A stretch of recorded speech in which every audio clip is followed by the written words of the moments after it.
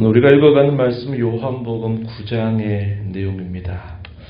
우리가 잘 기억하는 이야기가 등장하죠. 요한복음의 특징 가운데서 제가 말씀을 드린 것처럼 이 요한복음은 예수님께서 행하셨던 수많은 기적들 가운데서 특별히 7가지의 기적을 선별해서 그것을 표적이란 말로 사용한다 그랬습니다.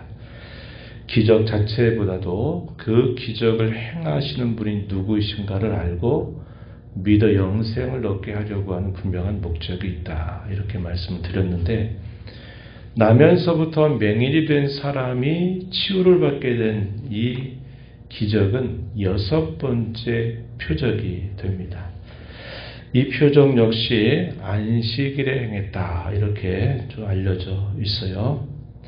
요한복음의 특징 가운데 또 하나는 예수님 자신의 정체를 또 친히 그분이 하신 말씀을 통해서 알려주는 부분이 있어요. 그게 뭐냐면 나는 무엇이다 에고에미라는 그런 말을 사용해서 구약에 하나님께서 자신을 알리셨던 그 고유한 표현들을 신약의 언어로 바꾸어서 나는 무엇이다 라는 표현을 여러 차례 사용하십니다. 이 요한복음에 24번 내가 무엇이다 라는 말을 사용하고 있는데, 그 가운데서도 또 역시 7가지를 설명을 하세요.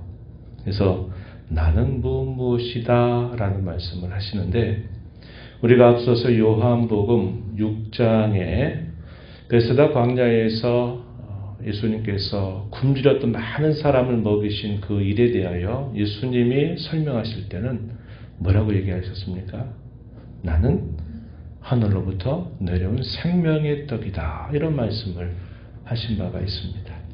그리고 8장에 가서 현장에서 음행하고 있던 여인을 잡아와서 이 여인을 어떻게 해야 됩니까? 라고 예수님을 시험하여 물었을 때 예수님이 바닥에 글씨를 쓰시죠. 그러시면서 누구든지 죄가 없는 자부터 돌로 쳐라. 그랬더니 한 사람씩 그 현장을 떠나가면서 예수님과 그 여인이 남았을 때 나도 너를 정죄하지 않는다. 이런 말씀을 하셔요.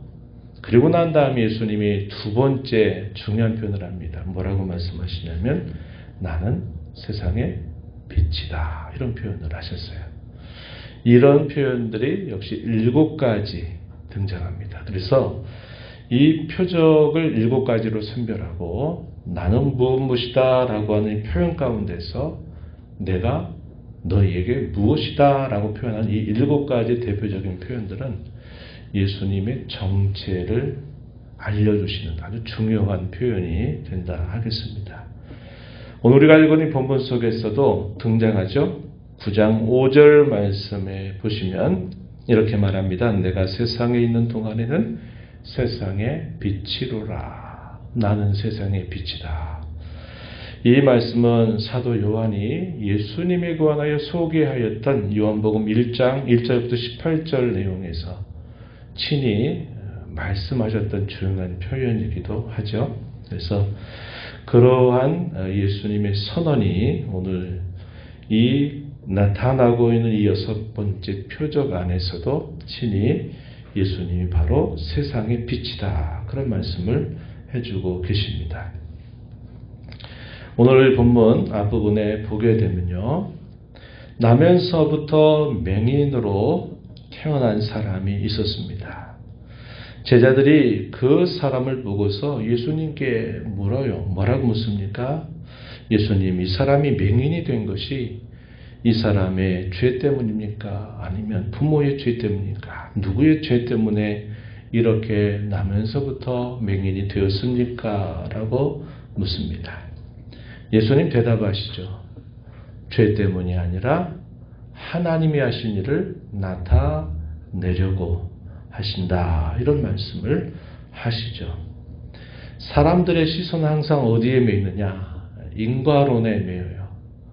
이렇게 뭔가 잘못된 걸 보니까 이것은 분명히 죄 때문이다 라고 이렇게 생각을 하는 겁니다.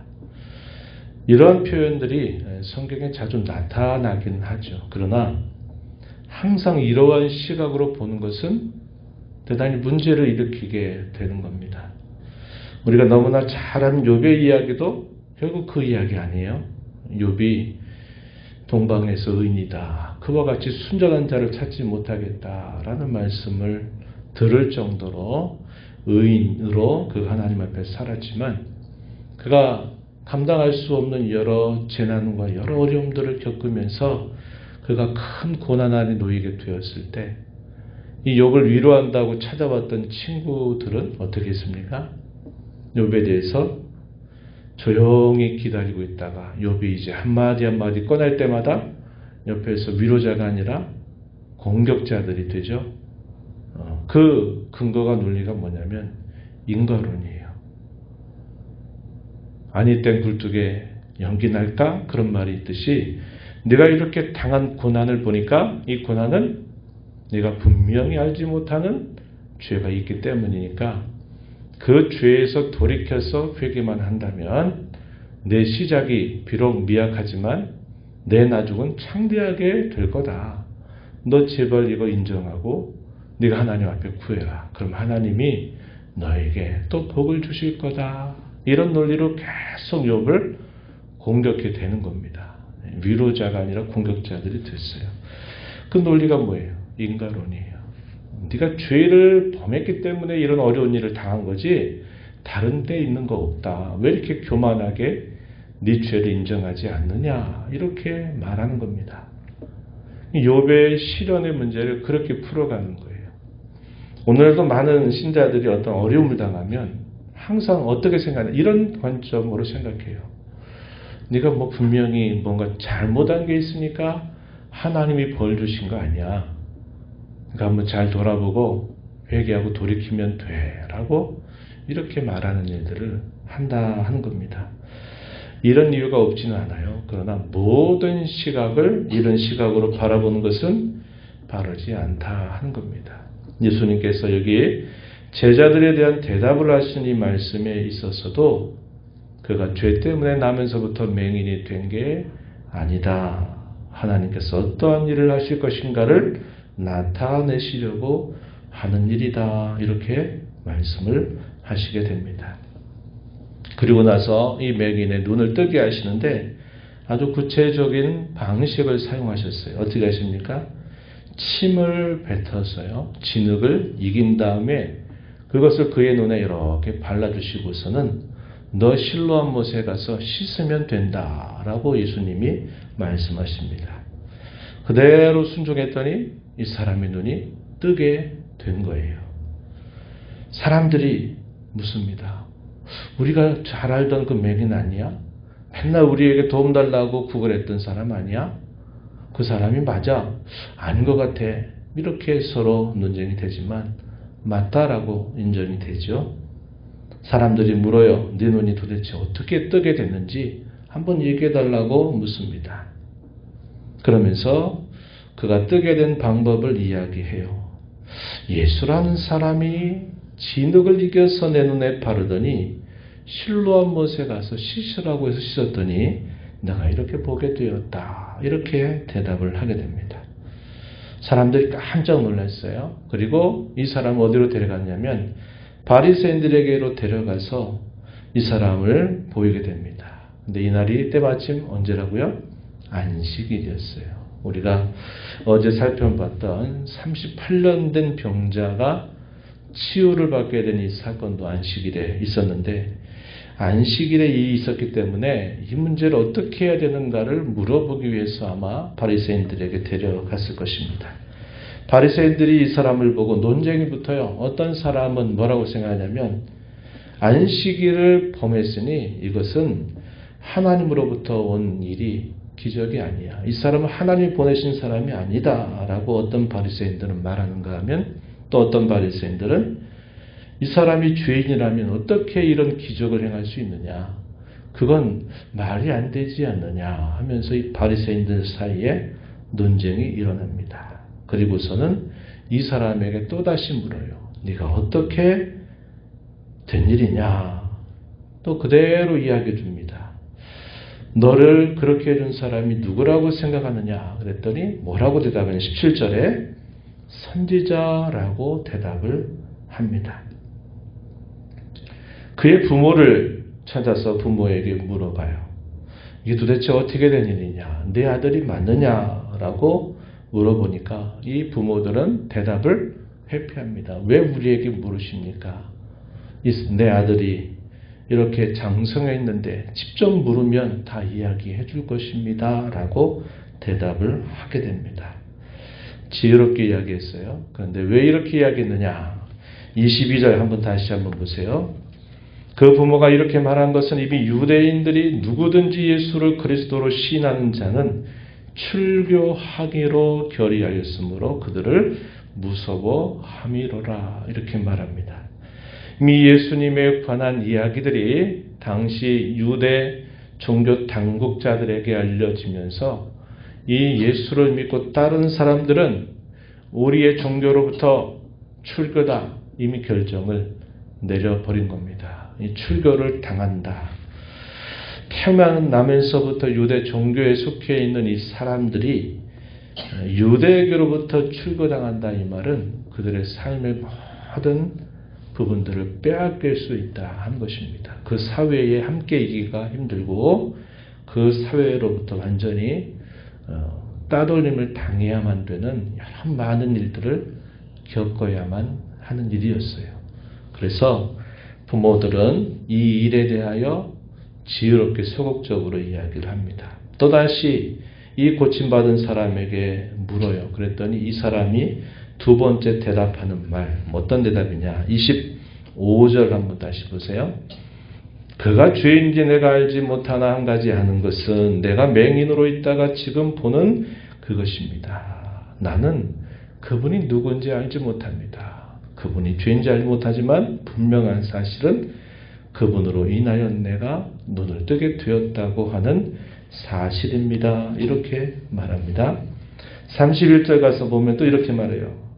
하나님이 죄인의 말을 듣지 아니하시고 경건하여 그의 뜻대로 행하는 자는 들으시는 줄을 우리가 아나이다. 이 일은 분명히 하나님이 행하신 일이고 그리고 그분이 하나님이 보내시지 않았다면 이런 일을 할 수 없다라고 자기는 분명히 믿는다. 이런 고백을 한 것입니다. 33절에서는 이 사람이 하나님께로부터 오지 아니하였으면 아무 일도 할 수 없을 것입니다. 이렇게 대답을 합니다. 얼마나 지혜롭게 대답하고 얼마나 잘 대답했어요. 종교 지도자들을 아주 참 무색하게 만드는 그런 대답을 한 것입니다. 바리새인들이 뭐라고 말합니까? 너는 그의 제자일지 모르지만 우리는 모세의 제자다. 그러면서 자신들의 신앙적 자존심을 그렇게 세우게 되면서 이 사람을 쫓아내는 그런 결단을 내리게 된 것입니다. 이후에 예수님께서 이 사람을 만나요. 그래서 이러한 사건이 있고 난 다음에 예수님이 이 사람에게 묻습니다. 네가 인자를 믿느냐? 묻습니다. 주여, 그가 누구시누이까? 내가 믿고자 합니다. 네가 그를 보았다? 지금 너에게 말하는 그가 바로 나다. 이런 말씀을 했어요. 역시 여기서도 그 표현을 사용한 겁니다. 그가 내가 바로 그다. 이런 표현을 또 사용하셨어요. 그랬더니 이 사람이 뭐라고 대답합니까? 주여 내가 믿습니다. 라고 대답을 해요. 이 사람도 치유함을 받고 난 사건 이후에 진정으로 그리스도를 믿게 된 사건은 그 이후에 있게 된 일이고 믿게 된 그 순간은 어떤 상황에서 믿게 된 겁니까? 유대 당국으로부터 쫓겨남을 당하고 난 다음에 그리스도를 진정으로 믿어서 그가 구원을 받게 되는 놀라운 사건이 있게 된 겁니다. 예수님 이런 말씀을 하셨어요. 39절 말씀에 보시면 이렇게 말하죠. 내가 심판하러 이 세상에 왔으니 보지 못하는 자들은 보게 하고 보는 자들은 맹인이 되게 하려 함이라. 육체적인 맹인으로 태어난 사람은 그리스도를 통해서 그의 눈이 열려서 그의 구주를 만나 구원을 받고 영생을 얻게 되지만 자기는 종교를 가르치는 종교 지도자들이라고 여기면서 밝히 본다고 여기는 그 바리새인들은 도리어 진짜 맹인이다. 이렇게 예수님이 말씀을 하시는 겁니다. 오랜 저와 여러분 오늘 이 말씀을 보면서 세상의 빛으로 오신 예수 그리스도 그분께서 오늘도 나의 빛이 되어 주셔서 내가 가는 인생의 걸음을 밝혀주셔서 영생을 가지고 소유하신 그 은혜를 우린 다시 한번 감사하면서 주께 영광을 돌리는 저와 여러분이 되어야 하겠습니다. 영적으로 눈을 떠가는 맹인의 모습과 눈이 오히려 감겨져 가는 이 바리새인들의 대조된 모습을 우리가 보면서 이 하루 남은 삶을 영적으로 눈을 뜬 자처럼 이 세상을 바라보고 살아가는 저와 여러분 되기를 진심으로 축원합니다. 하나님 아버지, 이 새벽에도 저희들을 깨워주셔서 오늘도 아버지 앞에 저희들을 인도하시고 주의 은혜를 통하여 또 하나님 저희들이 어떠한 사람이 되었는지를 다시 한번 깨닫게 하심을 감사드립니다. 비록 태어나면서부터 맹인으로 태어나서 참 어려운 삶 오랫동안 살아봤지만 세상에 비치신 예수 그리스도를 만남을 통하여 그가 영적인 눈을 떴을 뿐만 아니라 세상을 밝히 보고 그리스도를 모시고 살아가는 삶이 되었는가 하면 자신들은 영적인 눈이 밝다고 교만하고 인도자들이라고 생각했던 이 바리새인들은 도리어 그들의 영적인 눈이 어두워져서 그들이 얼마나 어둠 가운데 헤매고 있는가를 저희가 살펴보았습니다. 오늘도 저희의 빛이 되셔서 눈을 뜨게 하신 주의 은혜에 감사하면서 저희가 이 세상을 살아가는 동안에도 이 영적인 예민함을 가지고 주와 함께 동행하며 살아가는 복된 삶이 되게 하여 주옵소서. 은혜의 보호자 앞에 나와 아버지 은혜를 구하는 모든 심령들의 간구를 귀기를 주시고 응답하시기를 바라옵고 예수님 이름으로 기도하옵나이다. 아멘.